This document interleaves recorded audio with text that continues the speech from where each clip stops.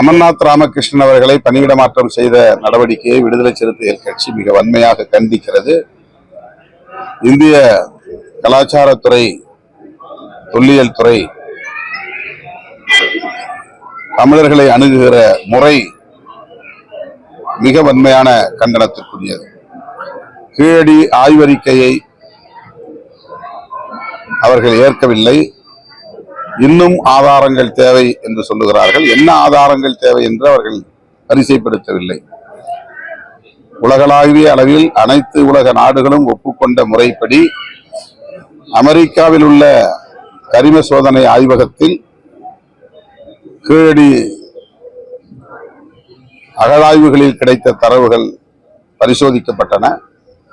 இந்த கரிம சோதனையில், கார்பன் டேட்டிங் என்கிற கரிம சோதனையில், கீழடி மக்களின் நாகரிகம் என்பது 2600 ஆண்டுகளுக்கு முந்தையது என்று உறுதிப்படுத்தப்பட்டிருக்கிறது. அதனை ஏற்பதற்கே இந்திய ஆட்சியாளர்களால், பாஜக ஆட்சியாளர்களால் முடியவில்லை என்கிற போது அவர்கள் தமிழர்களை எவ்வளவு அந்நியமாக பார்க்கிறார்கள், எதிராக பார்க்கிறார்கள், பொறாமையாக அணுகுகிறார்கள் என்பதை இதிலிருந்து நம்மால் புரிந்து கொள்ள முடியும். தமிழ்நாட்டு மக்கள் பிஜேபி எத்தகைய மனநிலையை கொண்ட ஒரு கட்சி என்பதை இதன் மூலமாவது உணர்ந்து கொள்ள வேண்டும். கீழடி ஆய்வறிக்கையை ஏற்காதவர்கள் எப்படி இங்கே முருக பக்தர்கள் மாநாட்டை நடத்துகிறார்கள்?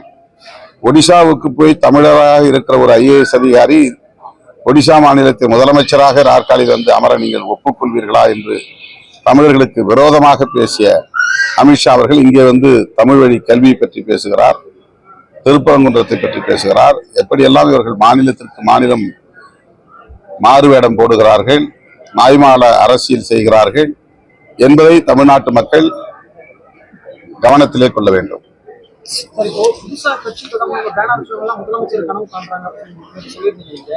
ஒரு கட்சி ஆரம்பிக்கிறாங்கன்னா உங்களோட தொண்டர்களும் சரி, அவங்களுடைய நிர்வாகிகளும் சரி, முதலமைச்சர் ஆகணும் அப்படின்னு சொல்லி விரும்புவாங்க. அதுல என்ன சார் தவறு? இல்ல தவறுங்கிற அடிப்படையில் சொல்லல. ஒரு கட்சி ஆட்சிக்கு வரணும்னா அது எந்த அளவுக்கு கிராஸ் ரூட் லெவல்ல கிளைகள் வரையிலும் வெகுமக்களை அமைப்பாக்க வேண்டும், அரசியல்படுத்த வேண்டும் என்ற தேவையை சொல்வதற்காக அதை சொன்னேன். திமுக, அதிமுக ஆகிய 2 கட்சிகளும் இன்றைக்கு லட்சக்கணக்கு 1 லட்சத்துக்கும் மேற்பட்ட வாக்குச்சாவடிகளில் வாக்குச்சாவடி முகவர்களை போடக்கூடிய ஒரு கட்டமைப்பை கொண்டிருக்கிறது. அந்த உள்ளீடான கட்டமைப்பு வசதிகளை கொண்ட ஒரு அரசியல் கட்சி ஆட்சிக்கு வருவதற்கான வாய்ப்புகளை பெற்றிருக்கிறது என்பதை சொல்லுகிற போது இதை சொன்னேன். செய்திகளை உடனுக்குடன் தெரிந்து கொள்ள கீழ்கண்ட கேபிள் மற்றும் DTH நெட்வொர்க்குகளில் எம்நாடு செய்தி தொலைக்காட்சியை காணுங்கள். பாதகம் செய்பவரை கண்டால் நாம் பயம் கொள்ளலாகாது பாப்பா.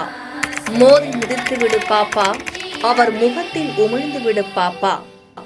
அண்மை செய்திகளை உடனுக்குடன் தெரிந்து கொள்ள இணைந்திருங்கள் எம்நாடு தொலைக்காட்சியுடன்.